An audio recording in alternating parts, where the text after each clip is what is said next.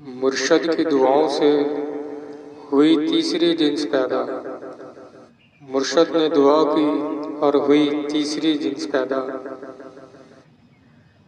मुर्शद का हमारे ये कितना बड़ा बलंडर है। मुर्शद का हमारे ये कितना बड़ा बलंडर है।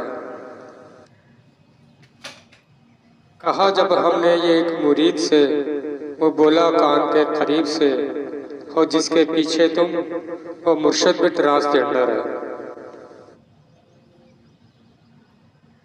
खान मरता क्या ना करता, हीरे ना करता चोरी तो क्या करता, उसी मुर्शद के सामने वो भी तो सरेंडर है। मुसलमानों के इत्तफाक का बिखर गया शिराजा, हर तरफ से उठता है शान और शौकत का जनाजा। मुसलमानों के इत्तफाक का बिखर गया शिराजा, हर तरफ से उठ रहा है इनकी शान और शौकत का जनाजा।